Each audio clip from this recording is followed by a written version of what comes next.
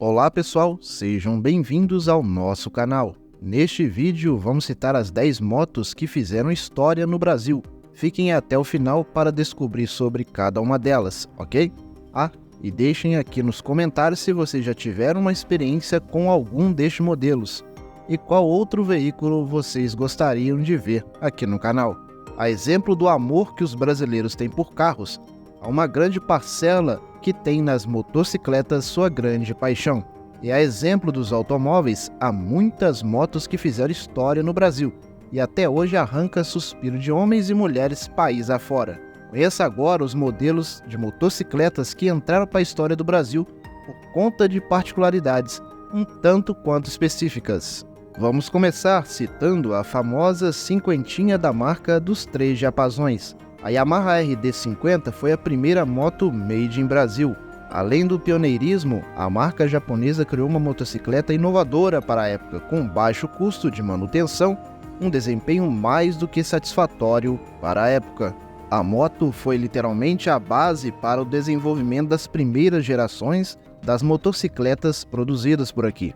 O modelo tinha características únicas, como um sistema de torque induction, que ajudava a manter a pressão interna no cilindro para que a explosão ocorresse com um menor refluxo de mistura, o que aumentava o rendimento do motor e melhorava a queima da gasolina. O desempenho e o barulho dessa moto de 2 tempos deixa muita gente com saudade. Lançado em 2005, o scooter Suzuki Burgman AN125 foi um verdadeiro desbravador desse segmento motociclístico no Brasil e por muito tempo liderou como o exemplar mais vendido dentre os outros.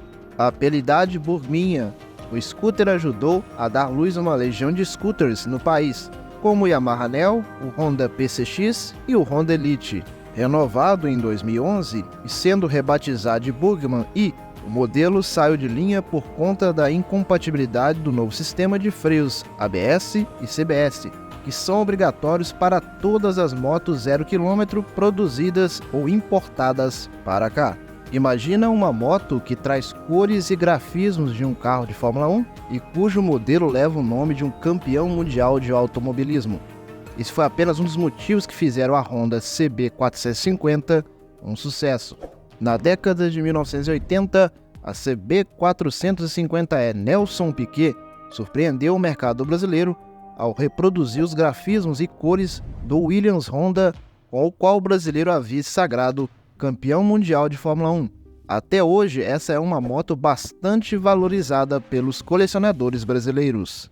Mas a história dessa moto começou em 1983, quando a Honda aumentou sua aposta no segmento das consideradas de altas cilindradas após o sucesso da CB400.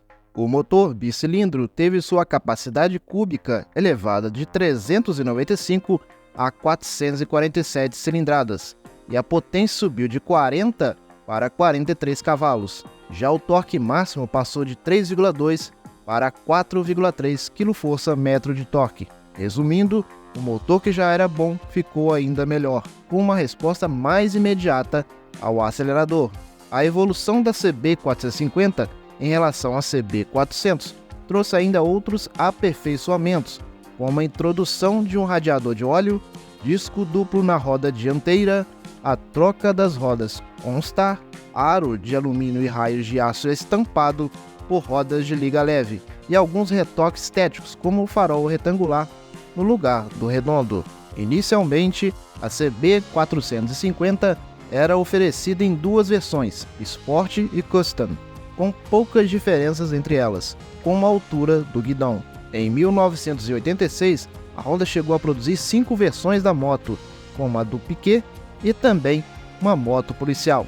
Em 1987, a Honda CB450 passou a ser produzida em uma única versão, TR, com um disco simples na dianteira e tambor na traseira. Logo depois, a versão DX substituiu a TR, com um disco duplo na dianteira. Mesmo antes de sair de linha, em meados da década de 1990, a CB450 já havia perdido o status de rainha das altas cilindradas da Honda no Brasil, dando lugar à CBX 750F. Mesmo assim, ela continuou sinônimo de praticidade para quem a procurava. Após quase 3 décadas depois do fim de sua produção no país, a Honda CB 450 ainda pode ser vista rodando pelas ruas brasileiras e é bastante procurada e admirada por colecionadores. A Yamaha lançou no ano de 1973 uma moto que marcaria de vez a história do motociclismo mundial, a RD 350. Sua produção aconteceu nos anos de 1973 a 1993, 2 décadas que marcaram a época e que a deu o cruel apelido de Viúva Negra. Muitos ainda não sabem, mas a sigla RD significa Road Developed, na tradução nada mais do que feita para disputas. No Brasil, as primeiras RDs chegaram a partir de 1974, pouco tempo antes da proibição de importação de veículos em 1976. Desde então, apenas em outros países a motocicleta era vista e, com o passar do tempo, acompanhávamos a sua evolução de longe. O primeiro modelo da RD 350 era equipado com um motor de 347 cm3, diâmetro de 64 mm, curso de 54 mm, que desenvolvia 39 cavalos de potência a 7.500 RPM e torque máximo de 3,8 kgfm de torque a 7.000 RPM. Seu torque em baixa rotação era quase nulo. Seu surto de potência ocorria a partir dos 5.000 RPM. Com apenas 143 kg de peso, atingia a velocidade máxima de 166 km por hora e acelerava de 0 a 100 em cerca de 7 segundos. Esta configuração era vista nos poucos modelos que os motociclistas brasileiros adquiriram entre 1974 e 1976. Com o passar dos anos, várias modificações estéticas e mecânicas aconteceram na RD 350 e só a partir de 1986, quando a Yamaha iniciou a produção do modelo RD 350 LC em Manaus, o Brasil pôde ver novamente essa máquina. Sua configuração já estava bem mais avançada e sofisticada. Era a moto mais esportiva já produzida no Brasil, com visual e mecânica praticamente igual aos modelos lançados lá fora. Devido à qualidade de nosso combustível, a Viúva Negra brasileira chegou com a redução de potência que era de 55 cavalos a 9.000 RPM, com torque máximo de 4,4 kgfm de torque a 8.500 RPM. Era uma verdadeira máquina esportiva que poderia ser utilizada no ambiente urbano e que por isso exigia bastante habilidade dos pilotos, devido a algumas vítimas fatais que este modelo causou. Seu apelido ganhou cada vez mais força, a Viúva Negra. A moto apresentava freios a disco dianteiro com pastilhas de dupla ação, câmbio de 6 marchas, porém equipada com um potente motor 2 tempos que atingia com facilidade e rapidez altas velocidades. Na hora de frear, era necessário muita destreza, caso contrário, era chão. Com toda certeza, podemos afirmar que foi uma das mais reverenciadas motocicletas já produzidas no Brasil e, sem sombra de dúvidas, uma das mais amadas pelos fãs das motos esportivas. A primeira moto brasileira made in Japan foi a CB 400, 1980, que vinha desmontada do país oriental e era montada em Manaus. A motocicleta chegou ao mercado em um momento um tanto peculiar, quando a importação de motocicletas ainda estava proibida. Isso só fez a sede por motos grandes crescer de maneira considerável. A solução de montagem em Manaus deu um alívio à escassez e fez com que a moto se tornasse um sucesso praticamente imediato. Um ano depois surgiria uma versão mais luxuosa, batizada de CB 402. A primeira CBzona, como foi apelidada, é a CB 402. São itens de desejos até hoje. Uma motocicleta que realmente fez história em cidades e rodovias brasileiras. Aqui temos um exemplar de motocicleta que é 880. Ou você ama ou você odeia. Não existe meio termo quando falamos da ME Amazonas. A ME Amazonas era uma moto enorme que contava com câmbio e motor de Fusca. A motocicleta tinha até marcha ré e na época custava o equivalente a 6 exemplares da Honda CG 125. A motocicleta começou a ser produzida em série no ano de 1978 e e tinha como intuito atender o público que não podia importar motos por conta de uma proibição de importação veicular que pairava sobre o Brasil. Até hoje, alguns exemplares desse verdadeiro trambolho podem ser encontrados por aí. A Yamaha YBR 125 foi um marco na história da fabricante japonesa no Brasil, por ser o primeiro modelo popular equipado com um motor 4 tempos. A motocicleta se provou um sucesso e rapidamente se tornou o equipamento mais vendido da Yamaha no Brasil. Sendo alvo de muitos elogios na época, a motocicleta se destacava por possuir um design mais moderno e um motor mais atual que a concorrente, a Honda CG 125 Titan. O grande trunfo do modelo estava na economia e confiabilidade do seu motor monocilíndrico de 124 cm3 de capacidade, 2 válvulas com comando simples no cabeçote e refrigeração a ar.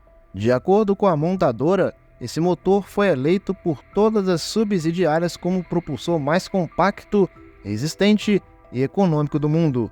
Alguns anos após o lançamento, muitos motoboys viralizaram ao mostrar os odômetros de suas YBR que já haviam rodado mais de 100 mil quilômetros. Sem sombra de dúvidas, é uma das motos que fizeram história no Brasil. Foi a Yamaha DT 180 que ensinou os brasileiros a andar no meio do mato e não apenas isso, mostrou também quão versátil uma moto pode ser fora do asfalto.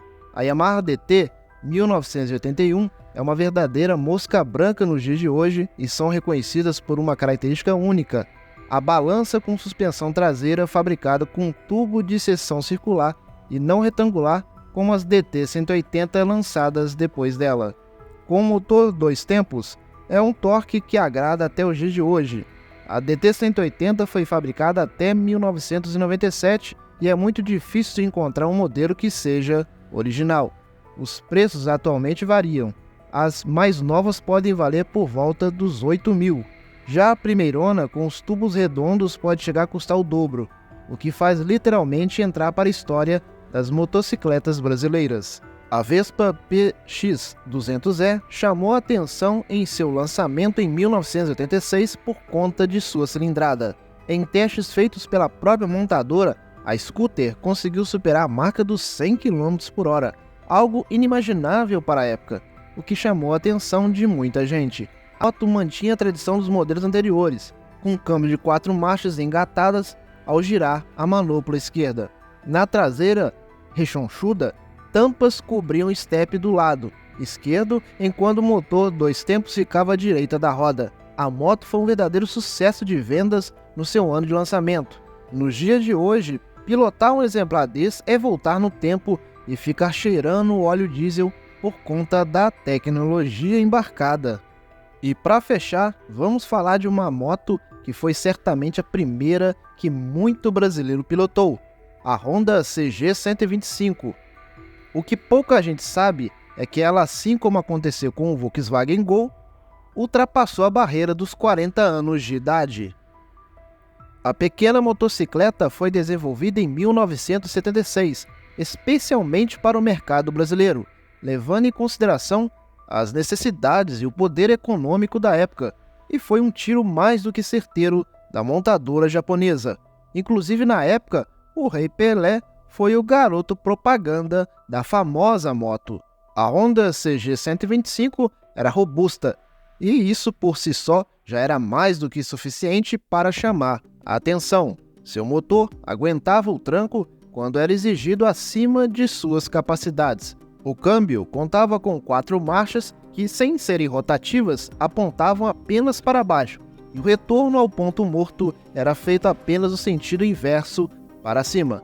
Rapidamente foi apelidada de Fusca de 2 rodas por conta de sua popularidade, baixo custo e confiança que passava aos pilotos. Sem sombra de dúvidas, uma das motos que fizeram história no Brasil até sair de linha em 2019.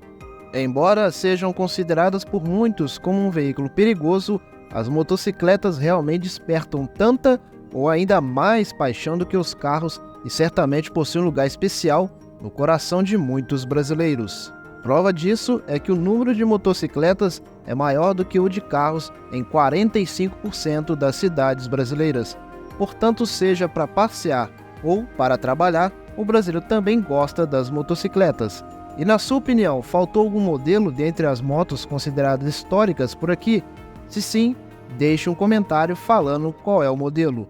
Bom pessoal, é isso. Até a próxima!